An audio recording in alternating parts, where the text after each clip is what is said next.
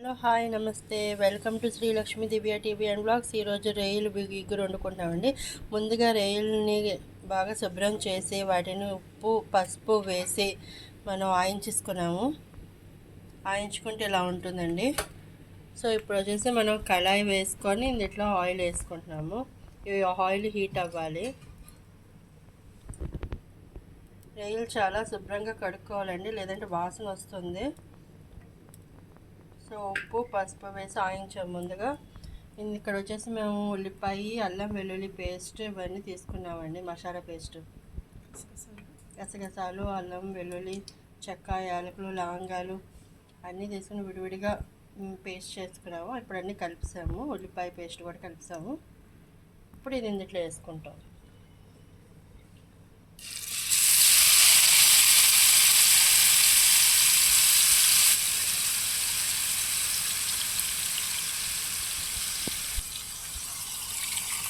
So masala చూసారు కదండి ఎలాగా ఫ్రై అవుతుందో. దీంతో మనం ఇలా కలుపుకోవాలి. మసాలాకంతా ఆయిల్ పట్టాలి.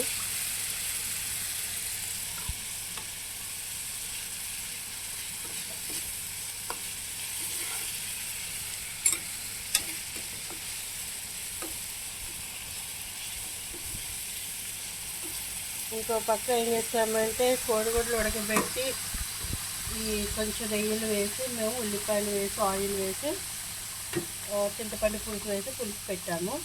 రొయ్యలు కోడిగుడ్లు పులుసు అండి ఇది వీడియో తీయడానికి కావాలి, షార్ట్స్ పెట్టాను. సో రొయ్యలు కోడిగుడ్లు పులుసు అన్నమాట. ఉల్లిపాయల కోసం మేము ఇంకేం వేయలేదు, ఆయిల్లో వేస్తాము. కోడిగుడ్లు ఉడకబెట్టి పక్కన పెట్టుకున్నాము.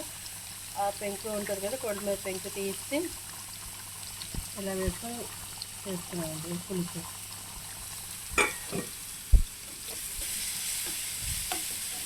సో చూసారు కదా,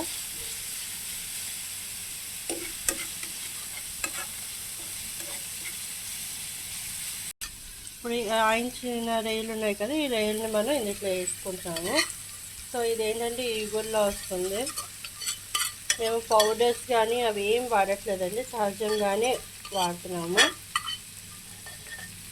అంటే ధనియా పౌడర్ కానీ ఇలాంటివి ఏం వేయట్లేదు, అన్నీ పేస్ట్లా చేసి వాడుతున్నాము. పేస్ట్ ఒక టేస్ట్గా ఉంటుంది, పౌడర్లు అనేవి ఇంకో టేస్ట్గా ఉంటాయి.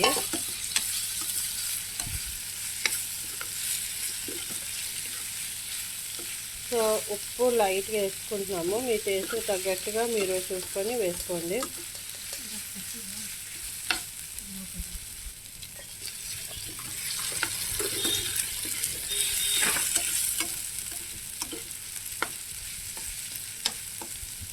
సో ఇప్పుడు వచ్చేసి కారం వేసుకుంటున్నాము. కారం కూడా మీకు టేస్ట్కి తగ్గట్టుగా మీరు చూసుకోండి, ఎందుకంటే కారం కొంతమందికి ఘాటుగా ఉంటుంది కొంచెం వేసినా కూడా.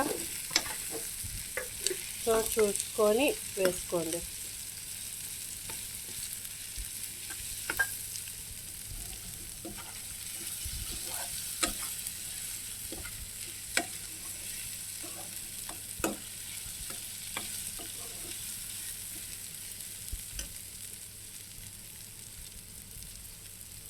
సో మనం వాటర్ వేసుకుంటామండి. దీనికి తగ్గట్టుగా కొంచెం వాటర్ వేసుకుంటాం, మరి ఎక్కువ కాదు.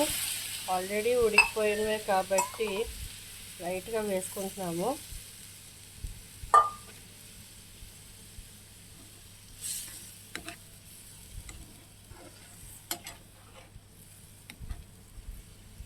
చూసారు కదండి. సో ఇదేంటంటే కొంచెం ఉడకాలి, ఇంకొంచెం ఉల్లిపాయలు అల్లం వెల్లుల్లి పేస్ట్ ఇవన్నీ కలవాలి కాబట్టి పైన మనం మూత పెట్టేసుకుంటాము. సో చూసారు కదండి ఇది ఎలా ఉడుకుతుందో. చాలా బాగా మనకి కలర్లో కనిపిస్తుంది. సో కొత్తిమీరని మనం చిన్న చిన్న ముక్కలుగా కట్ చేసుకొని వేసుకుంటాము.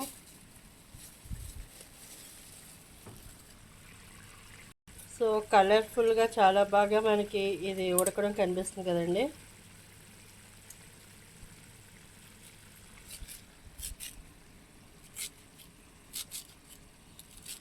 సో ఈ కొత్తిమీరని మనం ఇప్పుడు వేసుకుంటున్నాము.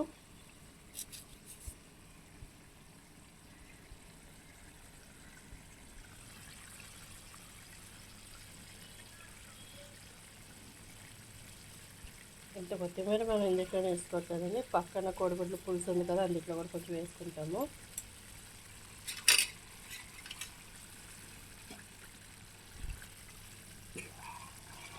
సో ఇందులో అది కూడా ఉడుకుతుంది కాబట్టి అందులో కూడా వేస్తే టేస్టీగా ఉంటుంది. పుదీనా వేసినా టేస్టీగా ఉంటుంది కానీ పుదీనా అయితే లేదు, సో కొత్తిమీరే ఉంది.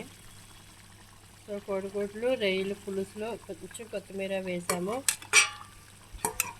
సో టేస్టీ అయితే చాలా బాగుంటుంది, చాలా సింపుల్ కూడా చేయడం. ఫస్ట్ మనం రొయ్యలు ఆయించేసుకొని పెట్టుకోవాలి. సో మనకి ఉప్పు కారం సరిపోయిందా లేదా అనేది అలా టేస్టీగా కూడా చేసుకోవచ్చు.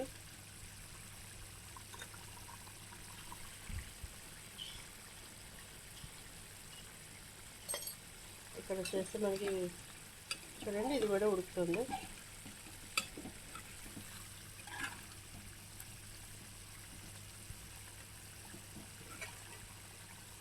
పైన మూత పెట్టేసుకుంటున్నాము. అండ్ ఇదైతే దాదాపు అయిపోయినట్టుగానండి, స్టవ్ ఆఫ్ చేసుకుంటున్నాము. ఓకే, ఇంకా ఇది ఒక్కటే మిగిలింది, ఇది కూడా అయిపోవస్తుంది తొందరగానే. సో ఈ నీరు అయితే దగ్గరికి అవ్వాలండి. ఇంకా మీకు చూపించడం కోసం నేను మూత అయితే పెట్టట్లేదు పైన.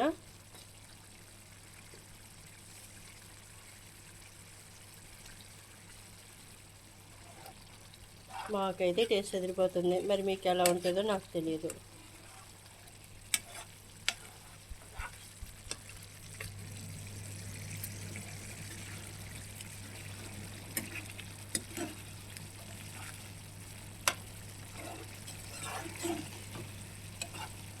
దీనికి కావాల్సింది నాలుగు ఇంగ్రీడియంట్స్ అండి. ఒకటి ఉల్లిపాయలు, ఉప్పు, కారం, రొయ్యలు, కోడిగుడ్లు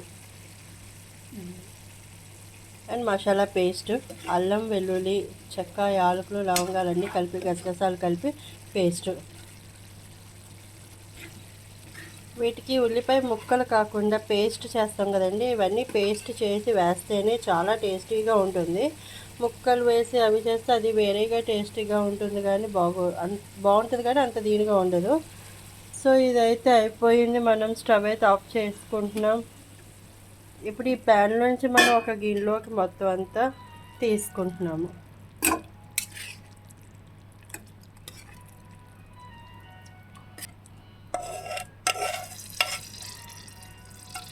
సో ఈ వీడియో కనుక మీకు నచ్చితే ప్లీజ్ సబ్స్క్రైబ్ చేయండి, లైక్ చేయండి, షేర్ చేయండి, కామెంట్ చేయండి. Thank you.